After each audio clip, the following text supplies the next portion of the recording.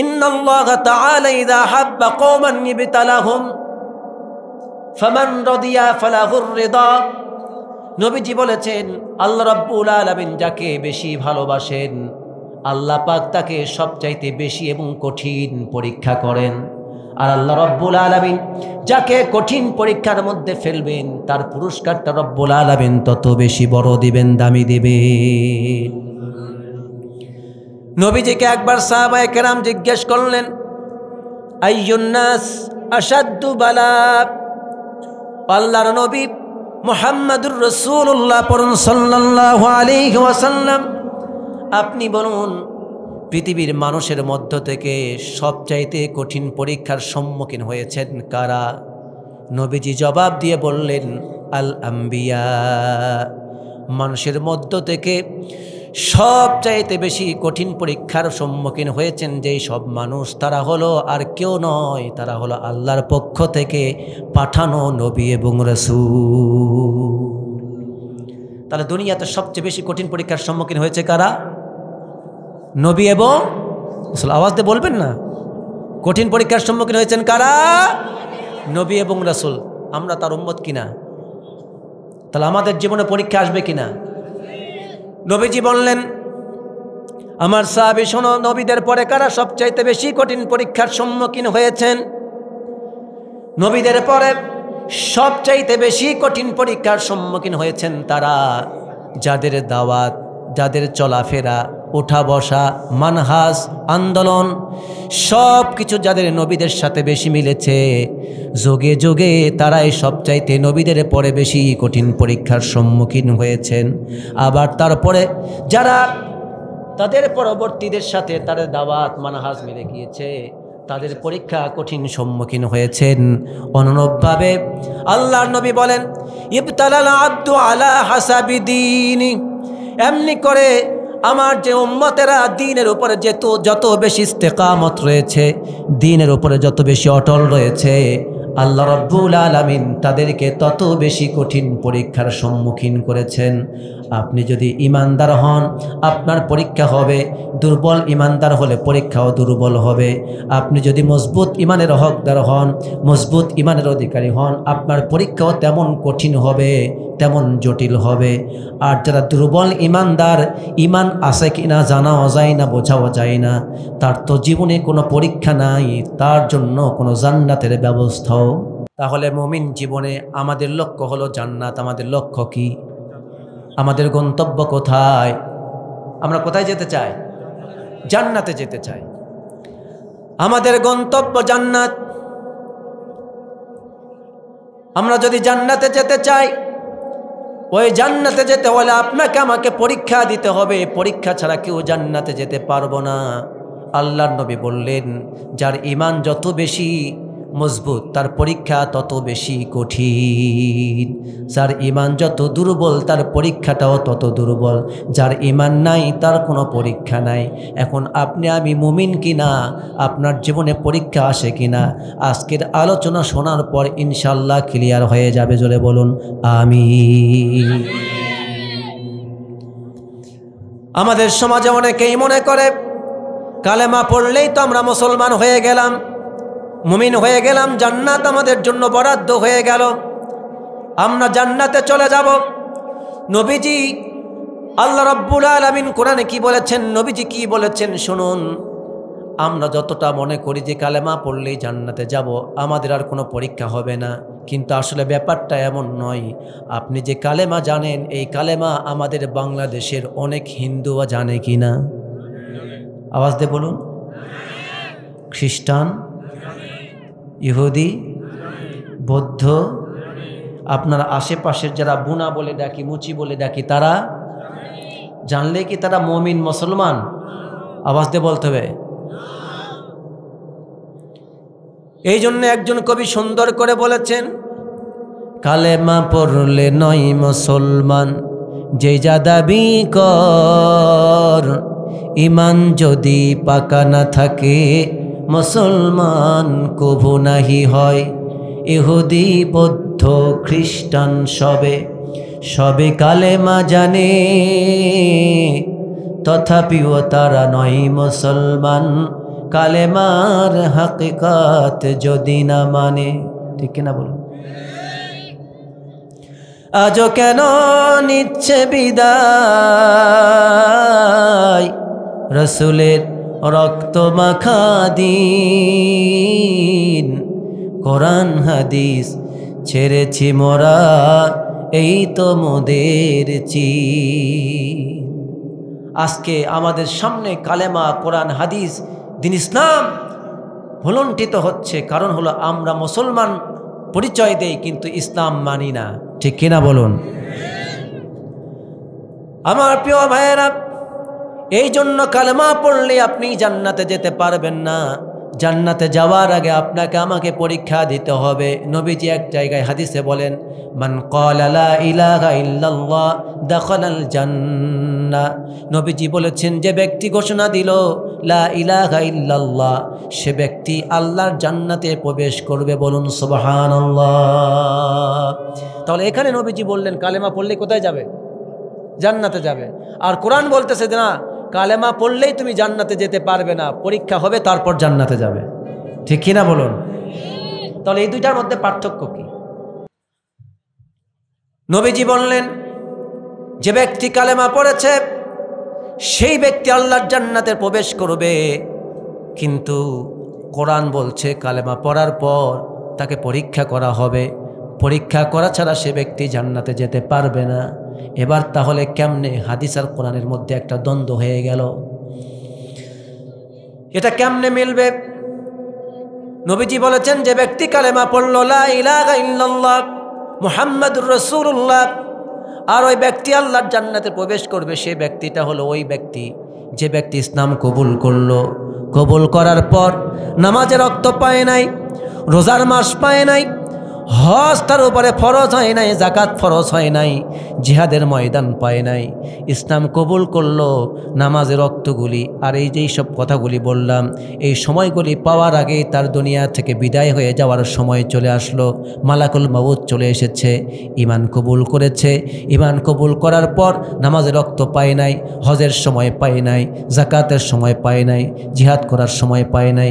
ঠিক ঈমান কবুল করার পর কিছুক্ষণের মধ্যেই যদি মালাকুল মউত এসে তার জানটা কবজ করে নিয়ে যায়, তাহলে ওই ব্যক্তি আল্লাহর জান্নাতে চলে যাবে যদি ঈমানটা সহি হয়।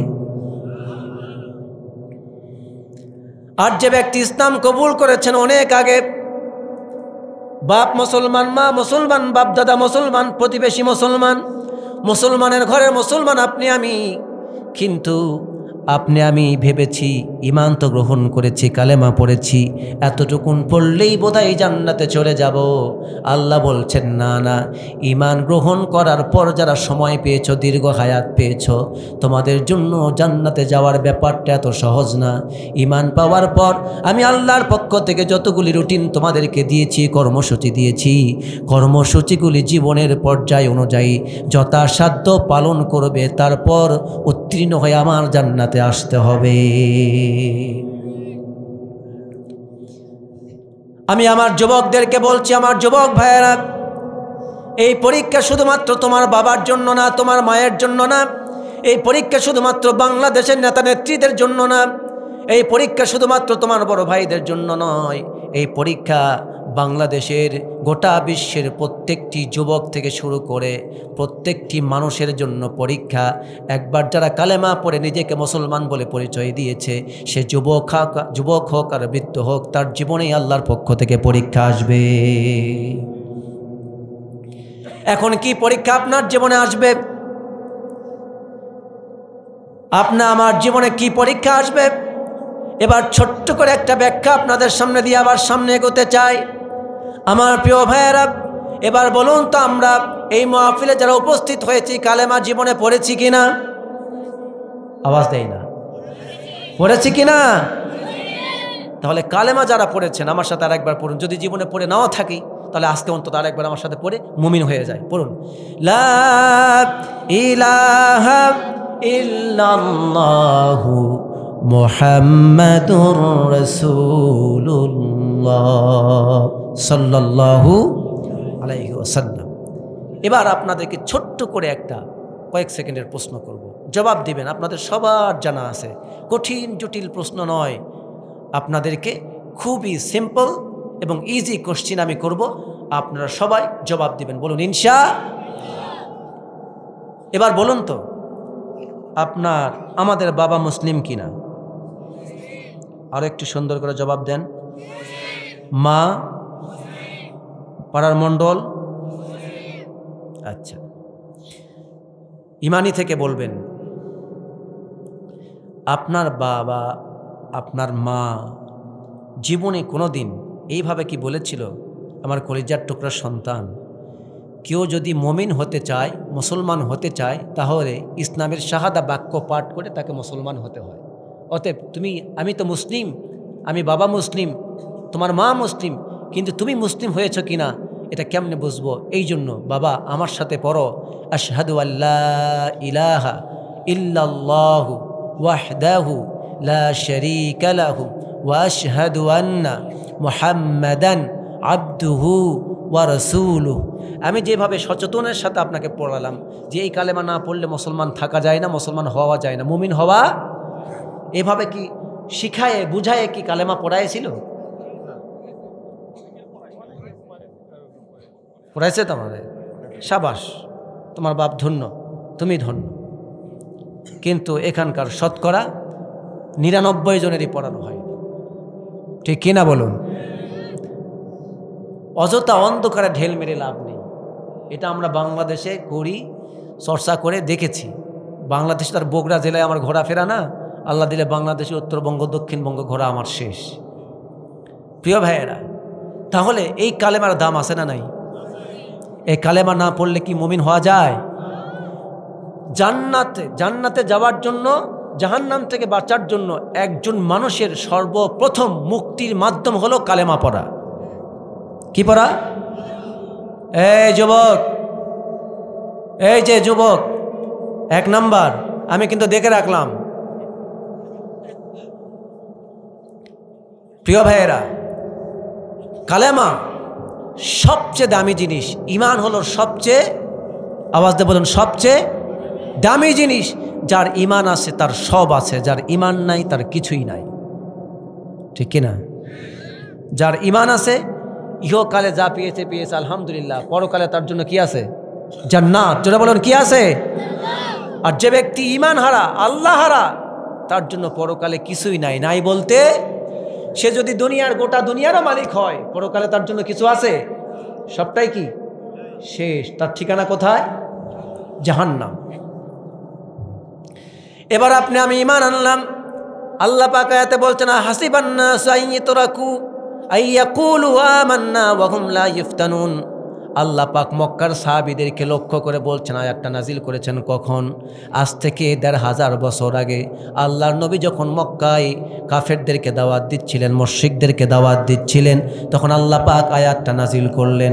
যারা ঈমান কবুল করল, নবীর হাতে হাত রেখে মুসলমান হয়ে গেল, যারা ঘোষণা দিল আশহাদু আল্লা ইলাহা ইল্লাল্লাহু ওয়াহদাহু লা শারীকা লা ওয়া আশহাদু আন্না মুহাম্মাদান আবদুহু ওয়া রাসূলুহু, এই ঘোষণা যারা দিল, হযরতে বেলাল, হযরতে খাব্বাব, হযরতে আম্মার, হযরতে সুমাইয়া, হযরতে ইয়াসির, এভাবে যারা ইসলাম কবুল করলো তাদেরকে আল্লাহ পাক ডাক দিয়ে বলছেন, আম্মার, সুমাইয়া, বেলাল, খাব্বাব, ইয়াসির, তোমরা যে ঈমান এনেছ, কালেমা পড়েছ, তোমরা কি মনে করেছ এই কালেমাটুকুন পড়লেই এখনই আল্লাহর জান্নাতে চলে যাবে?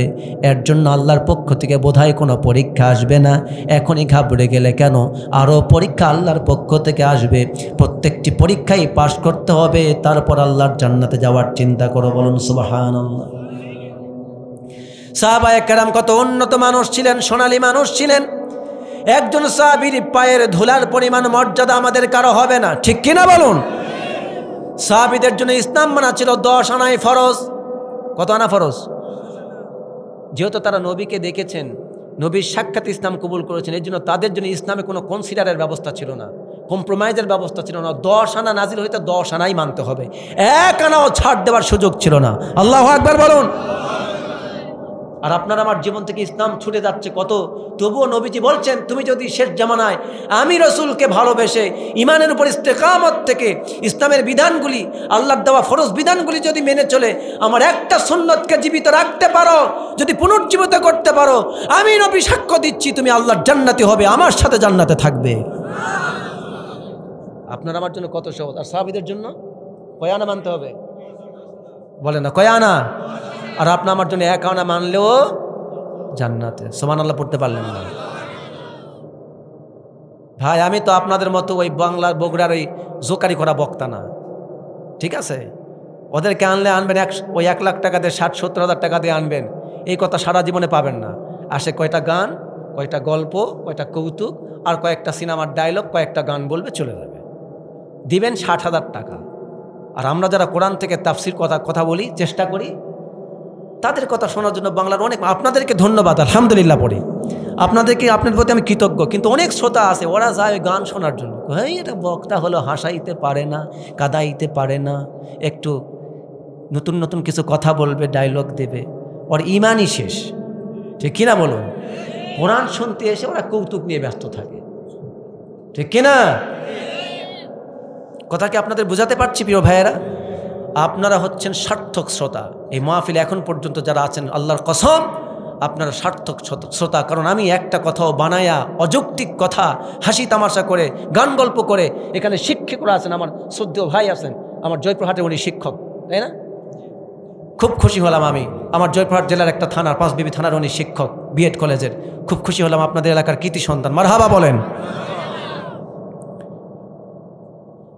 আপনাদেরকে পেয়ে আমি খুশি। কি কথাটি বললাম? কি কথাটা বলছিলাম?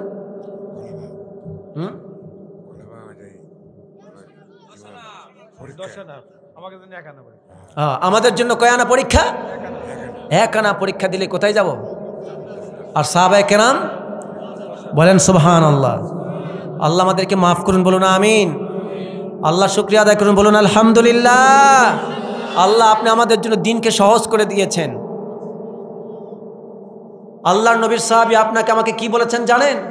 আল্লাহর নবী একবার একটা কবর জিয়ারের উদ্দেশ্যে বের হলেন, জান্নাতুল বাকি অর্থাৎ মাকবারায় তিনি চলে আসলেন।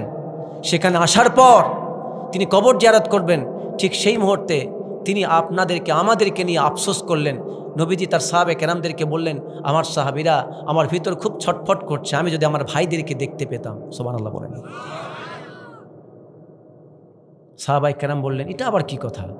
ইয়া রাসূলুল্লাহ, আমরা তো আপনার সাহাবী, আমরা তো আপনার ভাই, আমরা কি আপনার পাশে নাই? নবীজি বললেন, না না না, তোমরা তো আমার সাহাবী। সুবহানাল্লাহ বলেন। সাহাবায়ে কেরামকে নবীজি জিজ্ঞাসা করছেন, বলো তো বিস্ময়কর ইমানদার কারা? মানে বিস্ময়কর ইমানদার কারা?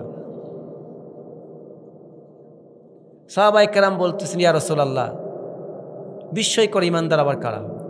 সাহাবায়ে কেরাম, আমরা ঈমান এনেছি, আমরা তো বিস্ময়কর, আপনি আমাদের মাঝে বিস্ময়কর। তখন নবীজি বললেন, দেখো তোমরা কেউ বিস্ময়কর ইমানদার না। সাহাবায়ে কেরাম বললেন, কিভাবে? তোমরা দেখতে পাও আমার উপর কোরআন নাজিল হয়, তোমরা আমাকে সচক্ষে দেখতে পাও, ফেরেশতা আমার কাছে আসে, কোরআন নাজিল হয়, আমাকে হাঁটতে দেখো, চলতে দেখো, খেতে দেখো, তোমরা তো আমাকে দেখে দেখে ঈমান এনেছো, অতএব তোমাদের ঈমান বিস্ময়কর নয়, আশ্চর্যজনক ঈমানদার তোমরা না। সুবহানাল্লাহ পড়েন। সাহাবী বললেন, তাহলে কারা? নবীজি বললেন, এখনও যারা আমাকে দেখেনি, আমি ইন্তেকাল করব, দুনিয়াতে ওফাত হয়ে যাব, মারা যাব, আমার নাম শুনবে, কোনোদিন আমাকে দেখবে না, আমার হাদিস পড়বে, কোরআন পড়বে, আল্লাহর কথাগুলি পড়ে পড়ে আমি নবীকে ভালোবেসে ঈমান আনবে, বিশ্বাস করবে, ওরা আমাকে না দেখে আমার জন্য জীবন দেওয়ার জন্য দাঁড়িয়ে যাবে। তারা হলো দুনিয়াতে সর্বশ্রেষ্ঠ, সবচেয়ে বিস্ময়কর, আশ্চর্যজনক ঈমানদার, যারা আমাকে না দেখেই ভালোবেসে আমার জন্য জীবন দেওয়ার জন্য প্রস্তুত হবে। আমি সেই ঈমানদার। সুবহানাল্লাহ পড়ুন। আমি সেই বিস্ময়কর ঈমানদার। আপনাকে আমাকে নবী কত ভালোবাসেন আমি জানি না। নবীজি বললেন, আমার ভাইদেরকে দেখার জন্য আমার মন ছটফট করে। সাহাবায়ে কেরাম বললেন, আপনার ভাই আবার কারা?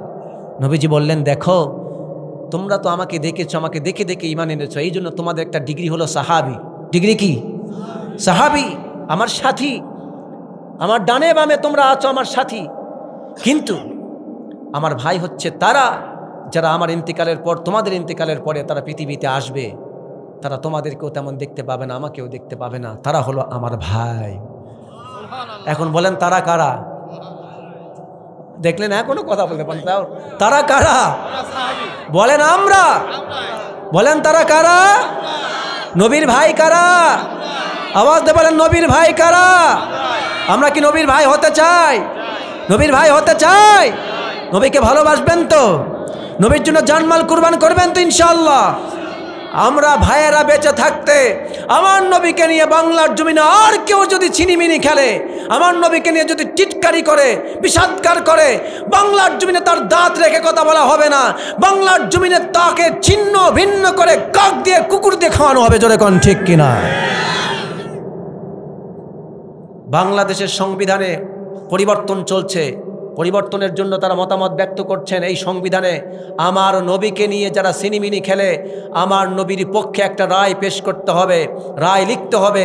নতুন করে বাংলার স্বাধীন জমিনে কেউ যদি আমার নবীকে গালি দেয়, তার সর্বোচ্চ শাস্তি হলো মৃত্যুদণ্ড। এই ঘোষণা নিশ্চিত করতে হবে, ঠিক কিনা বলুন? নবীর ভাইয়েরা কি রাজি আছেন? আরে আমি আর ভাই বলিনি, নবীর ভাইয়েরা রাজি আছেন? দুইটা হাত তুলে দেখাও মুসলমান, তাকবীর দিয়ে। তাকবীর দেওয়া শেখেন না এখনো পর্যন্ত। এমন তাকবীর ব্যাস কি দিয়া তাকবীর কোনো সিয়ারাও নাই। কি আন্দোলন করছে? আন্দোলন করে তাকবীর দেওয়া ভাই হলো আন্দোলন করে, তো আন্দোলন করে 17 বছর ধরে তাকবীর নাই, হয়তো এই জন্য তো সমস্যা। ওটাই আমি বলতে চাচ্ছি যে কি ভাই শিখাবে? 17 বছর তো রাস্তাতেই বেরোতে দেয়নি, ঠিক কিনা বলেন? রাস্তায় বের হলেই জামাত শিবির রাজাকার, এই মুহূর্তে বাংলা চায়, ঠিক কিনা বলেন? অবশেষে এই জামাত বিএনপির রাজাকারের ভূত এমন ভাবে ধরলো, এই ভূত তারে এমন জায়গায় কামড় দিল, জামাত বিএনপি রাজাকার, অবশেষে হাসিনা তুই বাংলা চায়, ঠিক কিনা বলো মুসলমান? কি স্লোগান দিবেন?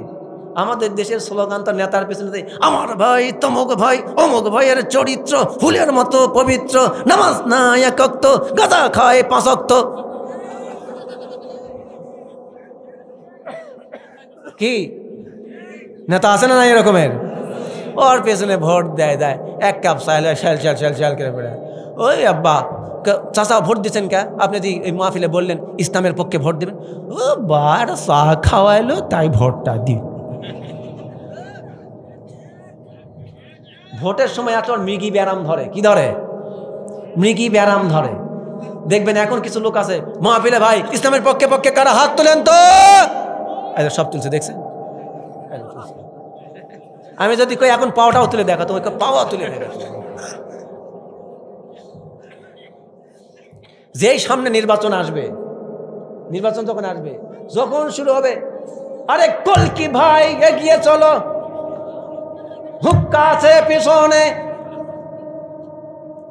ও তখন ঘর থেকে জানলা দিয়ে কে মিছিল করলো রে?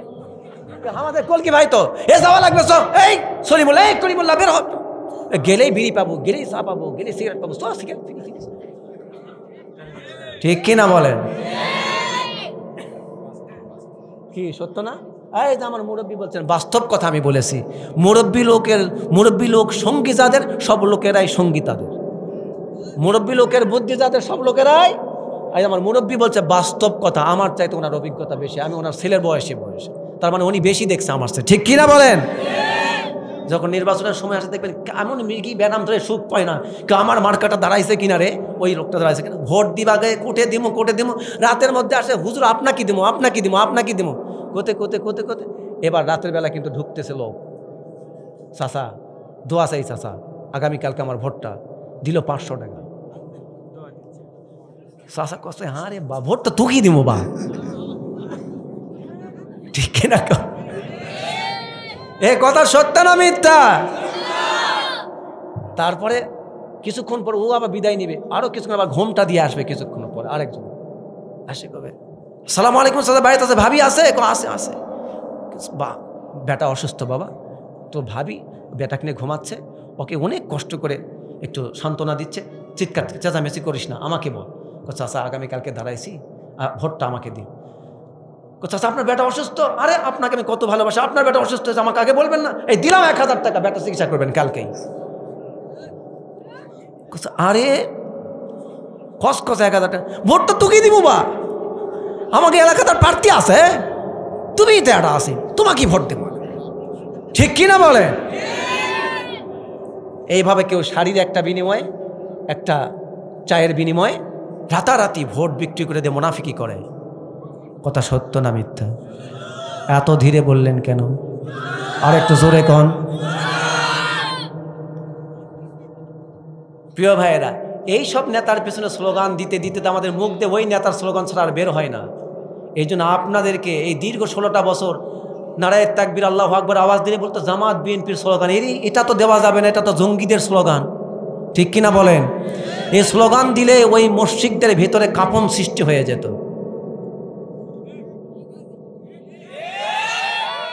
আরো জোরে। এতদিন ওরা চিল্লাইছে, এখন আপনারা চিল্লায় বলবেন ঠিক।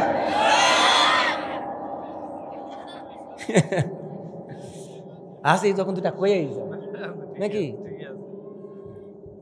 ভাইয়েরা? আলহামদুলিল্লাহ। তাহলে আমাদের সমাজে এতদিন পর্যন্ত আমাদেরকে তাকবীরটা বলেন তো, আল্লাহু আকবার।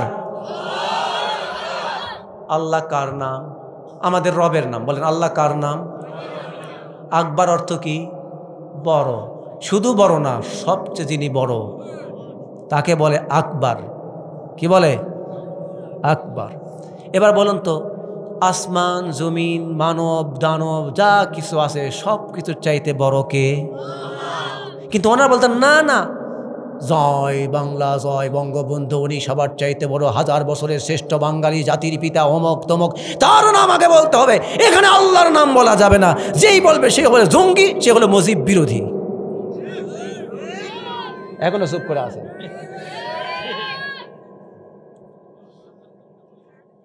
কি কথা মিথ্যা বললাম না সত্য বললাম?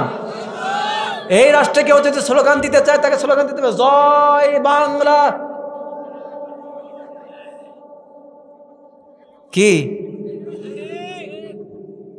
এখন আপনাদেরকে স্লোগান দিতে হবে, জয় বাংলার দিন শেষ, নারায়ে তাকবীর আল্লাহু আকবারের বাংলাদেশ। বলেন জয় বাংলার দিন শেষ, বলবেন নারায়ে তাকবীরের বাংলাদেশ, জয় বাংলার দিন শেষ, নারায়ে তাকবীরের বাংলাদেশ, নারায়ে তাকবীর। ওই দোসররা দেখুক মুসলমানদেরকে আল্লাহু আকবার বলতে দেয়নি, তারা শুনুক যে আল্লাহু আকবার কোন জামাত বিএনপি স্লোগান না। আল্লাহ কার নাম? আওয়াজ দেন, কার নাম? তিনি আমাদের ছোট না বড়? নাউজুবিল্লাহ। তাহলে তার নাম তারা নিলে বলতো জঙ্গি। এদের চাইতে বড় ভঙ্গি ধরা মুশরিক কি আর বাংলার জমিনে ছিল? এরা হচ্ছে সবচেয়ে বড় ভঙ্গি ধরা মুশরিক, মুনাফিক। জোরে কোন ঠিক কিনা মুসলমান? সুতরাং আল্লাহ আমাদেরকে এদের ফিতনা থেকে বেরিয়ে এসে নতুন বাংলার জমিনে কোরআনের সমাজ কায়েমের জন্য কাজ করার তৌফিক দান করুন, বলুন আমিন। এই বাংলার জমিনে আর শান্তি হবে না কোনো কিছুতে। বাংলার জমিনে যদি শান্তি চায় কোরআনের সমাজ ব্যবস্থা লাগবে। জোরে কোন ঠিক কিনা মুসলমানেরা? এই কোরআনের সমাজ ব্যবস্থা কায়েমের জন্য রাজি আছেন না নাই? এবার তাকবীর দিয়ে দেখাতে হবে কারা কারা কোরআনের সমাজ ব্যবস্থা চান। দুইটা হাত আল্লাহকে দেখান মুসলমান।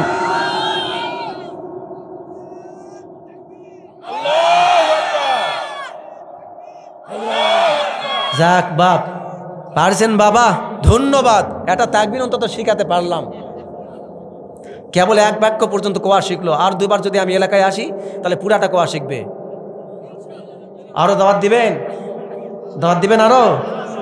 তাহলে আমি আসি, শিখাতে থাকবো আপনাদেরকে ইনশাআল্লাহ। প্রিয় ভাইয়েরা, আমাদের বাংলাদেশে একটা ভুল ধারণা আছে যে ইসলামে রাজনীতি করা যাবে না, এরকম একটা ভুল ধারণা আছে না নাই?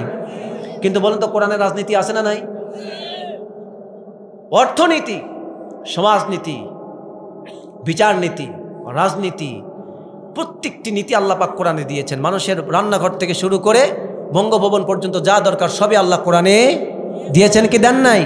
আল্লাহ কোরআনে বলছেন। একটা আয়াত আপনাদেরকে বলে আমি আবার কথার মধ্যে ফিরে আসব। আল্লাহ কোরআনে একটা আয়াত বলছেন, শুনুন। আল্লাহ রাব্বুল আলামিন বলেন, ওয়ানাজ্জালনা আলাইকাল কিতাবা তিবয়ানাল লিকুল্লি শাই ওয়া হুদাও ওয়া রাহমাতাও ওয়া বুশরা লিল মুসলিমিন।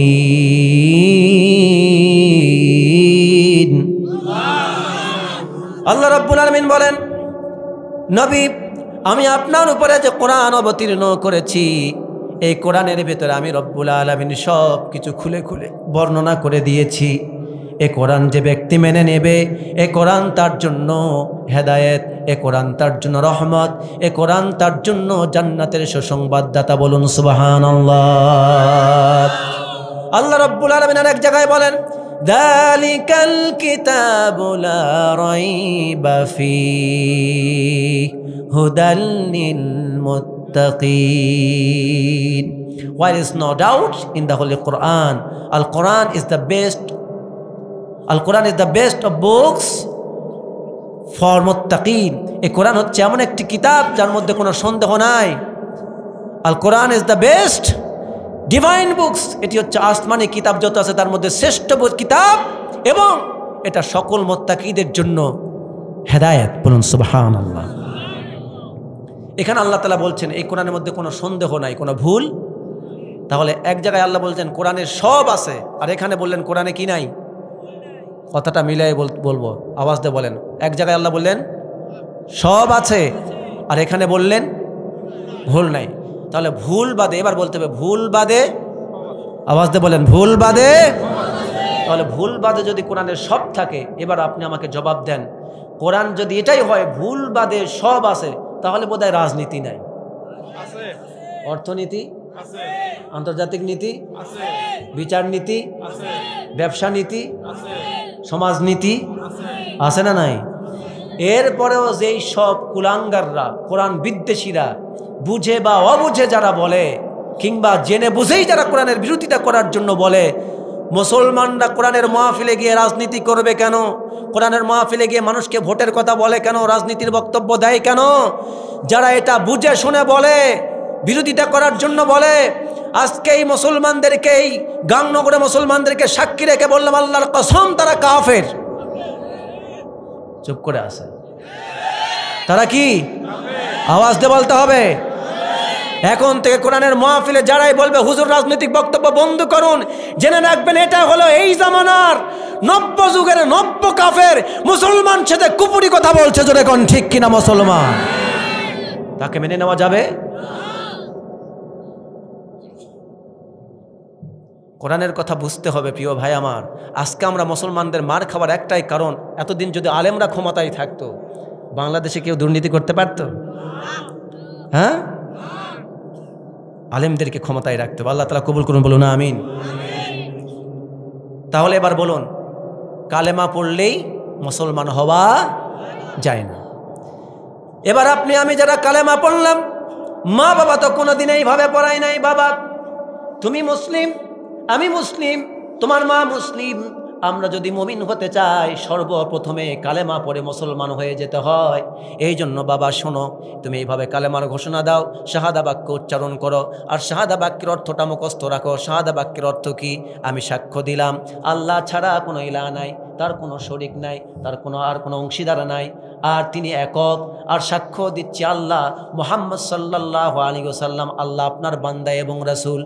আমার কলিজার টুকরা সন্তান, এই সূত্রটুকুন সারা জীবন মুখস্থ রাখবি, এইটুকুন মুখস্থ রাখবি, আল্লাহ ছাড়া আমাদের কোনো ইলাহ নাই, আর তার কোনো শরিক নাই। মুহাম্মদ সাল্লাল্লাহু আলাইহি ওয়াসাল্লাম হচ্ছেন আমাদের প্রিয় নবী, তিনি আল্লাহর বান্দা এবং রাসূল। এই দুইটার বাইরে মুসলমানদের কোনো নীতি নাই। জোরে বলুন ঠিক কিনা? এই দুইটার সাথে কখনো কেউ সংমিশ্রণ করলে তার ঈমান থাকবে না। নবীর প্রতি যদি কেউ একটু দুর্বলতা দেখায় তার ঈমান থাকবে না। আল্লাহর বিশ্বাসের প্রতি কেউ যদি একটু দুর্বলতা দেখায় আল্লাহর প্রতি, তাহলে তার ঈমান থাকবে না। এই জন্য এই দুইটা বিশ্বাসকে অন্তরে গেঁথে রাখবি, আর কখনো এই দুইটা নামকে ভুলে যাবে না। এই দুইটা নামের প্রতি জীবনের সবচাইতে বেশি ভালোবাসা দেখাবি। এই দুইটা নাম আল্লাহর পক্ষ থেকে, নবীর পক্ষ থেকে যে আদেশ, যে নিষেধ তোমার কাছে পৌঁছাবে, বাপ হোক আর মা হোক, নেতা বলুক আর নেত্রী বলুক, দল বলুক আর আর দেশ বলুক, যাই বলুক না কেন, এই দুইজনের কথার বাইরে যদি কোনো কথা হয়, যত দামি ব্যক্তি বলুক না কেন তার কথা প্রত্যাখ্যান করবি, আল্লাহর কথা মেনে নিবি, মুহাম্মদ সাল্লাল্লাহু আলাইহি ওয়াসাল্লামের কথা মেনে নিবি, তাহলে তোর জীবন সার্থক হবে, তুই ঈমানদার হবি। তোর ঠিকানা হলো জাহান্নাম, জোরে বলুন। তোর ঠিকানা হলো, যদি মেনে নিস তাহলে তোর ঠিকানা হলো জান্নাত, বলুন সুবহানাল্লাহ। এইভাবে কি বাবা বুঝাইছিল কোনোদিন? বুঝাইছিল? হ্যাঁ বুঝাইছে। হ্যাঁ হ্যাঁ বুঝাইছেন। আপনি বলুন যে আপনি কি আপনার বাবা মার কাছ থেকে কোরআনের সব বিষয়ে না, মুসলমানদের জন্য কি ফরজ, কি নফল, কি হারাম, এটা শিখতে পারছেন? না আমি বলি না, আমার উদ্দেশ্য আপনাদেরকে ছোট করা না, আমার উদ্দেশ্য হলো সচেতন করে দেওয়া। আমার আপনার উদ্দেশ্য নেবেন না যে আপনাদেরকে ছোট করছে, আমার উদ্দেশ্য এটা আমাদের বাপ মারা অধিকাংশই করেনি। কেন করেনি? আমার মা বাপই তো ওই শিক্ষাটা পায়নি। কি বোঝাতে পারছি কথা? মা বাপকে দোষ দেওয়ার জন্য উদ্দেশ্য না। এই যে মাহফিলগুলিতে এসেছে, এই যে কথাগুলো বলতেছি ধারাবাহিকভাবে, কেন? এতগুলি যুবক এখন অনেকে বিয়ে করেনি, অনেকে বিয়ে করেছে, তারা এখন কি হবে? সচেতন হবে আর তার সন্তানকে শিখাবে এগুলো। এভাবে কি কথা বোঝাতে পেরেছি আপনাদেরকে? আমি বারবার জিজ্ঞেস করছি, মানে আপনার বাপ মা বা আমার বাপ মাকে ছোট করার জন্য আমার মা বাপ আমাকে শেখাতে পারেনি। আমি আলেম হয়েছি, আমার মা বাপে বাপ মাকে কোনোদিন শিখাইনি, তা আপনাকে শিখাবে কইতে? কয়জন আলেম আছেন এখানে শিখাবে এইভাবে? মানে বললেন আর হয়ে গেল? এত সহজ? আগে বাপ মাকে আলেম হতে হবে, অথবা ন্যূনতম কোরআন হাদিস সম্পর্কে জানতে হবে, তাহলে না শিখাতে পারবে। ঠিক কিনা বলেন? এখানে যদি আমি বলি, বাবার যারা এসেছেন প্রত্যেকেই 5 ওয়াক্ত মসজিদে যান, আপনি যান 5 ওয়াক্ত মসজিদে, তাহলে বাপ কি শিখালো, মা কি শিখালো? বাবা ওটা পড়ে। আমার উদ্দেশ্য শিক্ষা দেওয়া, কারো ভুল ধরিয়ে দেওয়া না। আপনি যাননি কেন মসজিদে? আপনার ছেলে যায় না কেন? আপনার বৌমা 5 ওয়াক্ত নামাজ পড়ে না কেন? আপনার স্ত্রী 5 ওয়াক্ত নামাজ পড়ে না কেন? আপনার মেয়ে 5 ওয়াক্ত নামাজ পড়ে না কেন? এর একটি মাত্র কারণ, আমি বাবা হিসাবে 5 ওয়াক্ত নামাজ পড়ি না, কিংবা আমি পড়লেও আমি তার বিধিবিধান জানি না। আমার সন্তানকে বলিনি, আমার মাকে বলিনি, আমার বউকে বলিনি, আমার পুত্রকে বলিনি, আমার কন্যাকে বলিনি। তার লেখাপড়ার ব্যাপারে যতটা যত্নশীল ছিলাম, আল্লাহর বিধান পালন করার ব্যাপারে তার ন্যূনতম যত্নশীল ছিলাম না। অসংখ্য যুক্তি আমার কাছে আছে, এগুলা তো বলেই বক্তা। ভুল ধরা না, যে যত ভুল করবে তত শিখবার, যে ভুল মেনে নিবে সেই হবে শ্রেষ্ঠ ব্যক্তি। আর শয়তান ভুল মেনে নেয়নি, এই জন্য কি হয়েছে? আমরা কি শয়তান হব? ভুলটা মেনে নিতে হবে। বাবা জি হ্যাঁ হুজুর যা বলছেন সত্য, ঠিকই তো, আমার মা বাপ তোমাকে শিখায়নি, তাহলে আমাকে শেখাতে হবে এখন। সত্যই তো, আমি আমার সন্তানকে নামাজের কথা বলিনি, এখন বলতে হবে এখন। সত্যই তো, আমার কন্যাকে পর্দার কথা বলিনি, এখন বলতে হবে এখন। এটার নাম হলো মানবতা, এটার নাম হলো শিক্ষা। আর যে ব্যক্তি আরে হুজুর কেন আমার মেয়ের কথা বলবে, আমার বউয়ের কথা বলবে, হুজুর না মা, আরে আমার বউ মার্কেটে যাবে না, কি করবে, কি হবে, হুজুর কেন সেই কথা বলবে, তাহলে তার দরকার নেই। শয়তানের সাথে বন্ধুত্ব করে গগল তলা দিয়ে জাহান্নামে যাবে। ঠিক কিনা বলেন? কথা বোঝাতে পারছি? তাহলে এখন মূল কথায় আবার আসি। তাহলে মা বাপের দায়িত্ব আমাদেরকে এভাবে ইমানটা সংক্ষিপ্তভাবে হলো বোঝানোর দরকার ছিল কি না? তাহলে আমাদের মা বাপকে বোঝার তৌফিক দান করুন, বলুন আমিন। এবার আসুন, পরীক্ষা কি হবে? খুবই সংক্ষেপ কথা, কারণ আপনারা যদি আরো আগের থেকে ওঠাই দিতেন সুন্দর করে, আপনাদেরকে আরো কিছু ধাপ ধাপ বোঝাতে পারতাম। আজকাল দ্বিতীয় আয়াতের ব্যাখ্যা করতে পারবো না, আয়াতের ব্যাখ্যা করে শেষ করবো। একটা আয়াতে শুরু করেছি, আমি 4টা আয়াত তেলাওয়াত করে 3টা আয়াত তেলাওয়াত করেছি, কিন্তু আলোচনা করছি একটা আয়াত থেকে, বাকি 2টা আয়াতের তাফসীর আর আজকে করতে পারবো না। আমার প্রিয় ভাইয়েরা, এবার তাহলে বলুন তো, আমরা কালেমা পড়লাম, কালেমা পড়ার কারণে আমরা কি হয়ে গেলাম? মুমিন হয়ে গেলাম। জোরে বলুন, কি হয়ে গেলাম? মুমিন হওয়ার জন্য 6টা শর্ত। জোরে বলেন, কয়টা শর্ত? মুমিন হওয়ার জন্য 6টা শর্ত। নবীজিকে জিজ্ঞেস করলেন, হাদিসে জিবরিলের মধ্যে এসেছে, নবীজির কাছে একবার হযরতে জিবরাইল আলাইহিস সালাম আসলেন, আসার পর হাঁটুর সাথে হাঁটু লাগালেন, নবীজির উরুর উপরে হাত রাখলেন, এবার নবীজিকে জিজ্ঞেস করলেন, ইয়া রাসূলুল্লাহি সাল্লাল্লাহু আলাইহি ওয়াসাল্লাম, আখবিরিনি আনিল ঈমান, আপনি আমাকে ঈমান সম্পর্কে শিক্ষা দেন, ঈমান সম্পর্কে একটু বলুন। নবীজি বললেন, আন তুমিনা বিল্লাহ ওয়া মালাইকাতিহি ওয়া কুতুবিহি ওয়া রুসুলিহি ওয়াল ইয়াউমিল আখির ওয়াল কদরি খাইরি। সুবহানাল্লাহ পড়েন। নবীজি বললেন, 6টা জিনিসকে যে ব্যক্তি বিশ্বাস করবে সে ব্যক্তি মুমিন। 1 নম্বর হলো আল্লাহকে বিশ্বাস করা, 2 নম্বর আন তুমিনা বিল্লাহ, আল্লাহকে বিশ্বাস করা, ওয়া মালাইকাতি, ফেরেশতাকে বিশ্বাস করা, ওয়া কুতুবি, আল্লাহর পক্ষ থেকে পাঠানো যত আসমানি কিতাব প্রত্যেকটি কিতাবকে বিশ্বাস করা, কিন্তু সর্বশেষ আসমানি কিতাব কোরআনকে চূড়ান্ত কিতাব হিসাবে মেনে নেওয়া। 4 নম্বর ওয়া রুসুলিহি, আল্লাহর পক্ষ থেকে যত নবী রাসূল পৃথিবীতে আগমন করেছেন প্রত্যেককেই বিশ্বাস করা, বিশেষ করে আল্লাহর শেষ নবী মুহাম্মদুর রাসূলুল্লাহ সাল্লাল্লাহু আলাইহি ওয়াসাল্লামকে বিশ্বাস করা, মেনে নেওয়া। তারপরে কোনো নবী নাই, কোনো রাসূল নাই, ইনি হলেন চূড়ান্ত ফাইনাল, তাকে বিশ্বাস করা। 5 নম্বর ওয়াল ইয়াউমিল আখির, আখিরাতে বিশ্বাস করা, জান্নাত আছে, জাহান্নাম আছে, হাসর আছে, মিজান আছে, ফুলসিরাত আছে, এগুলিকে বিশ্বাস করা। 6 নম্বর তাকদীরের ভালো মন্দকে বিশ্বাস করা। মানুষ ইচ্ছা করলেই কোনো কিছু ভালো মন্দ করতে পারে না। মানুষের জীবনে যা ঘটে সব ঘটানকে আল্লাহর, সব অটোমেটিক সিস্টেম করে দেওয়া আছে। আপনি যখন অটোমেটিক সিস্টেম ওই লাইনের মধ্যে চলে যাবেন, জীবনে অটোমেটিক পরিবর্তন শুরু হয়ে যাবে। এই তাকদীরকে বিশ্বাস করার নাম হলো ঈমান। 6টা জিনিসকে যে ব্যক্তি বিশ্বাস করবে সে হলো মুমিন। জোরে বলুন কি মুমিন?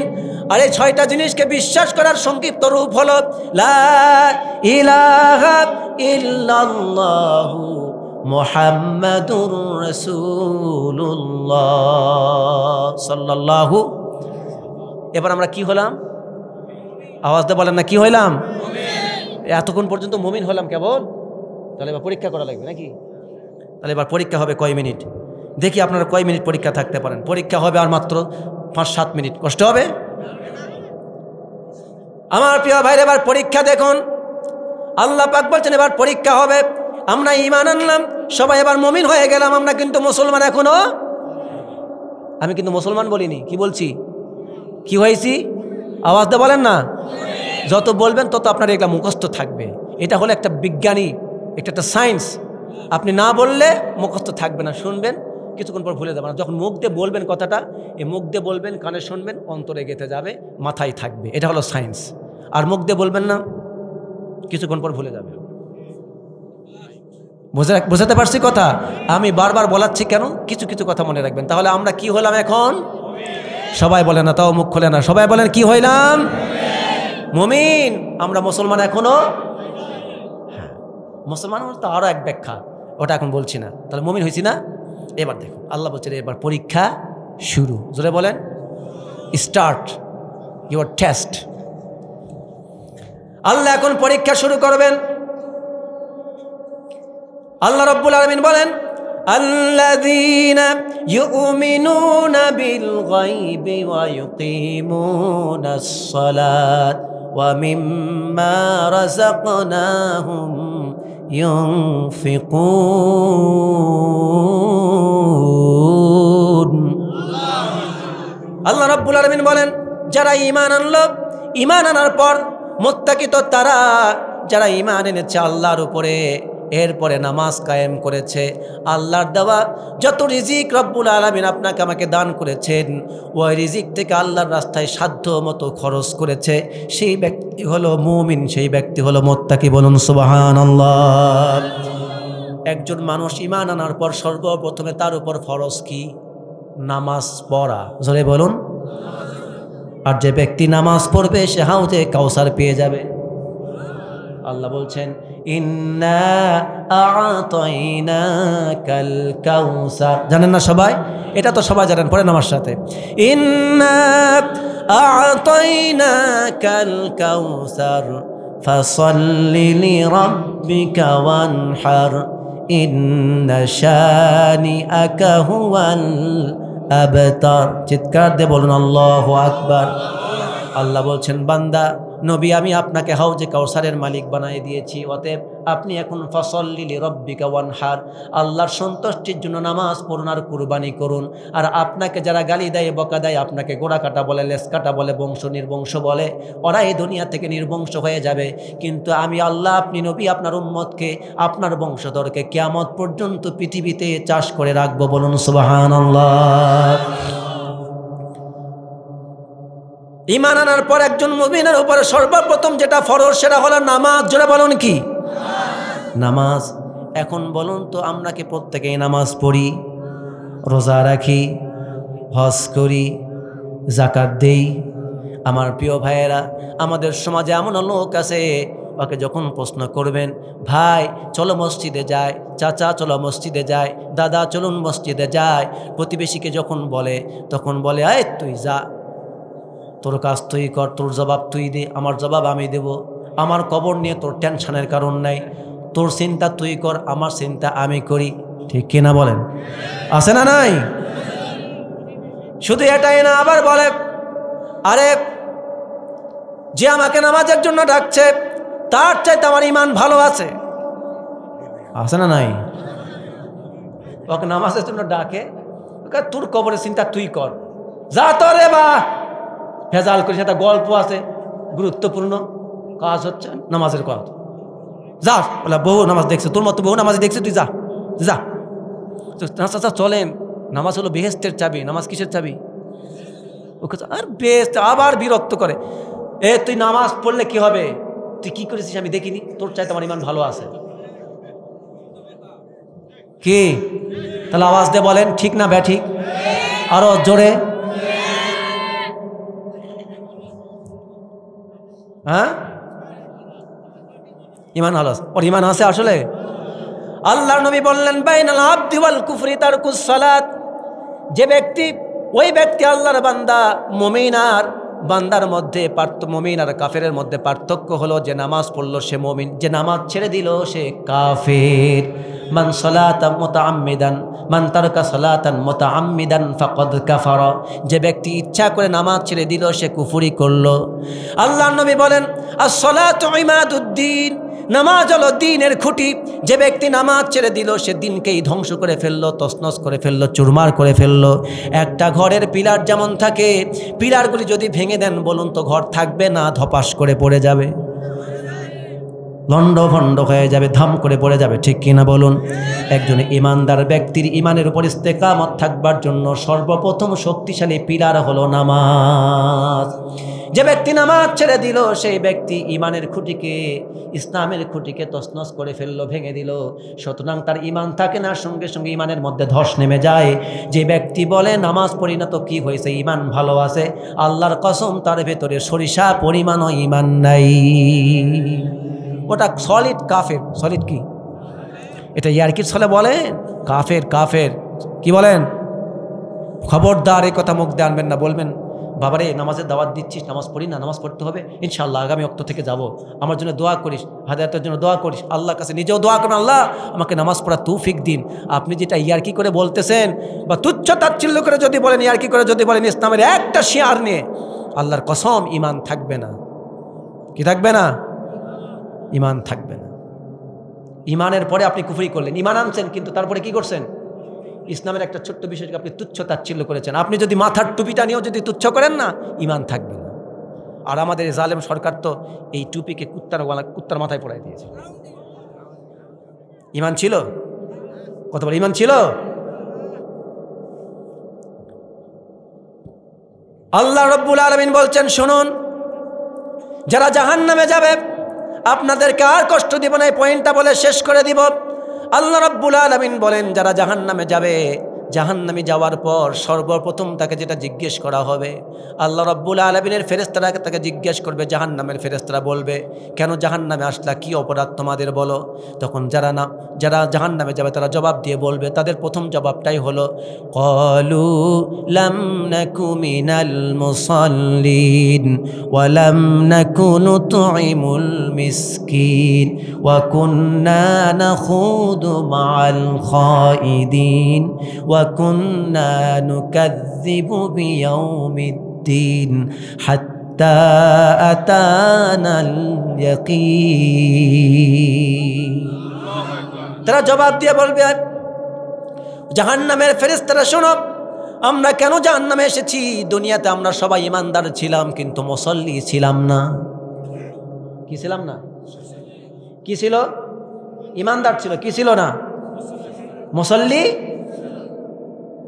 আমরা ইমানদার ছিলাম, কালেমা পড়েছিলাম, কিন্তু আমরা নামাজি ছিলাম না, এবং গরিব দুঃখীদেরকে আমরা খেতে দিতাম না, খেতে উৎসাহ দিতাম না। ওয়া কুন্না নাখুদু মাল খাইদিন, আর আমরা ধোঁকাবাজ ছিলাম। আমরা যারা আলেমদেরকে গালিগালাজ করতো, ইসলাম নিয়ে তুচ্ছ-তাচ্ছিল্য করত, ইসলামের বিরুদ্ধে স্লোগান দিত, ইসলামের বিরুদ্ধে মতবাদ প্রতিষ্ঠার চেষ্টা করত, আমরা ইসলাম বিরোধীদের সাথে থেকে থেকে আমরা ইসলামপন্থীদেরকে গালি দিতাম, আলেম ওলামাদেরকে গালি দিতাম, আর ইসলাম বিরোধীদের হাতকে শক্তিশালী করতাম। এমন অবস্থায় মালাকুল মউত আমাদের কাছে চলে এসেছে, আমাদের মৃত্যু হয়ে গেছে। এখন আমরা জাহান্নামে এসেছি, তার প্রথম কারণ হলো আমরা নামাজি ছিলাম না। কি ছিলাম না? নামাজি ছিলাম না। তাহলে এখন আপনাদেরকে আমি বলতে চাই, নামাজ জীবনে দরকার আছে না নাই? সালাত কায়েম করো, সালাত কায়েম করো, সালাত কায়েম করো, সালাত কায়েম করো, হবে জান্নাতি তুমি, হবে সম্মানী তুমি, পাবে রোজ হাসরে শীতল ছায়া আর সে আজিম। রব্বিয়াল আলা রব্বিয়াল আজিম, রব্বিয়াল আলা রব্বিয়াল আজিম। আল্লাহ কবুল করুন, বলুন আমিন। আমাদের সমাজে অনেক ভাই আছে, মসজিদের মুয়াজ্জিন আজান দিয়ে দেয়, আল্লাহু আকবার, আল্লাহু আকবার, আজান দেয় কিনা? মুয়াজ্জিন আজান দেয়, ও ঘাড় কাত করে মসজিদের পাশ দিয়ে চলে যায়, ঠিক কিনা বলেন? যে সর্বোচ্চ কি করে, হয় কোথাও তাস খেলে, অথবা কি করে কোথাও যায় গল্পের আড্ডায় যায়, অথবা কি করে না হয় জুয়া খেলে, অথবা কি করে না হয় সিগারেট খায়, অথবা কোথায় যায় না হয় সিনেমায় যায়, না হয় টিভি দেখতে যায়, না হয় কোথাও বেশি গল্প করে আড্ডা দেয়, এর বাইরে আর কিছু না হয় কাজেই গেল। কিন্তু মুয়াজ্জিন আজান দিল, সে নামাজকে গুরুত্ব দিল না, মসজিদের পাশ দিয়ে কিন্তু চলে যাচ্ছে মসজিদে। তাহলে কি সে কি আসলে ইমানদার, প্রকৃত মুমিন? তুমি কেমন মুসলমান, তুমি কিসের মুসলমান, তুমি কেমন মুসলমান, তুমি কিসের মুসলমান, তোমার পায়ে পায়ে পাপ, তোমার পাপে ভরা প্রাণ, তুমি নকল টাকায় নকল পয়সায় খেয়েছ ঈমান। ঠিক কিনা বলেন? সুদের টাকা, ঘোষের টাকা, জুয়ার টাকা, মদের টাকা, বিড়ি বেচার টাকা আছে না নাই? পকেটে নিয়ে ঘোরে।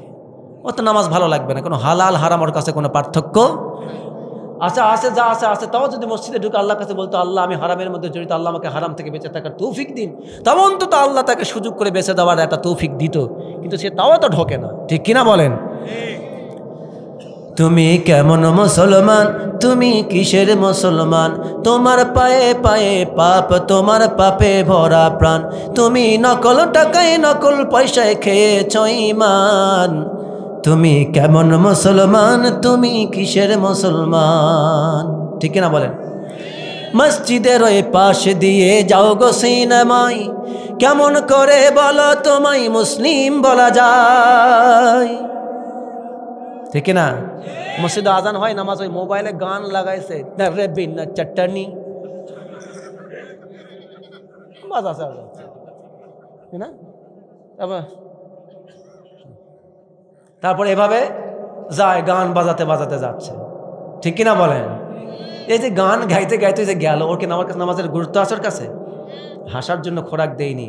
আমাদের বাস্তবতা বলছি, এমনও দেখেছি মসজিদে নামাজ হচ্ছে, এত জোরে মাইকের হর্ন দিয়ে গান বাজায়, ডিজে পার্টির আয়োজন হয়, কনসার্টের আয়োজন করে, আমাদের যুবকরাই করে। যুবক, এগুলি করছো, জাহান্নামের রাস্তা তৈরি করছো। এগুলির পরিবর্তে কোরআনের মাহফিল সাজাও, কোরআনের দার্সের ব্যবস্থা করো, আলেমুলামাদের সাথে সঙ্গ দাও, মসজিদে ঢোকো, কোরআনটা হাতে নাও, জীবন পরিবর্তন হয়ে যাবে। ওগুলি তোমাকে জাহান্নামে নিয়ে যাবে। ঠিক কিনা বলো? আর যদি মসজিদে আসো, কোরআনের মাহফিল দাও, এগুলি তোমার জান্নাতে যাওয়ার একটা ওসিলা হয়ে যেতে পারে। ঠিক কিনা? এই জন্য মুয়াজ্জিন যখন আজান দিবে, মসজিদে আসতে রাজি আছেন না নাই? মুয়াজ্জিন আজান দিয়ে বলে, হাইয়া আলাস সালাহ।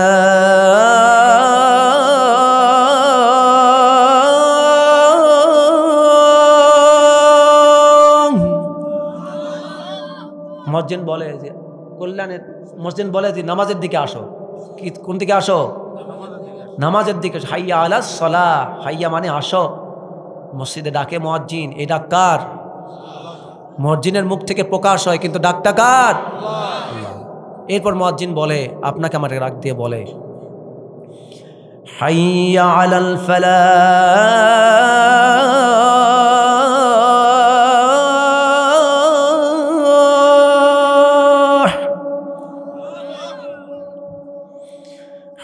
حي على الفلاح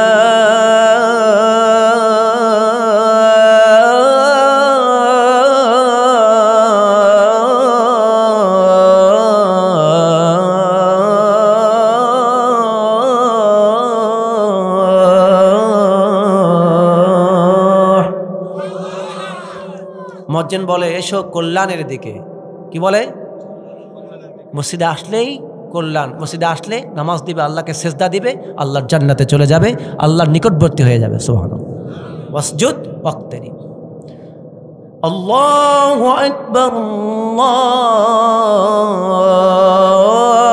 আল্লাহু আকবার লা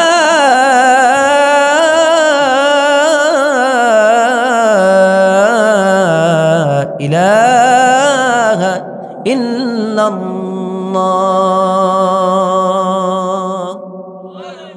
তাহলে মসজিদে যখন আজান দিবে মুয়াজ্জিন মসজিদে আসবো ইনশাআল্লাহ আসবো তো ইনশাআল্লাহ যারা এখানে এসেছি মসজিদে আসবো তো ইনশাআল্লাহ শুধু সারা জীবন কোরআন শুনবেন না মসজিদে আসবেন ইনশাআল্লাহ হাতটা তুলেন তো আগামী থেকে ইনশাআল্লাহ মসজিদে আসবো আল্লাহ কবুল করুন বলেন ইনশাআল্লাহ আমিন হাত নামান প্রিয় ভাইয়েরা তাহলে আমাদের ঈমান আনার পর প্রথম পরীক্ষাই হলো নামাজ যেটা বলেন কি নামাজ as-salatu মিফতাহুল জান্নাহ নামাজ ছাড়া বেহেশতে যাওয়া যাবে না আমার যুবকদেরকে আমি বলছি আমার যুবকদের জন্য ছোট্ট করে নসিহত করছি একটা যুবকদের জন্য বলছি প্লিজ যুবকেরা প্লিজ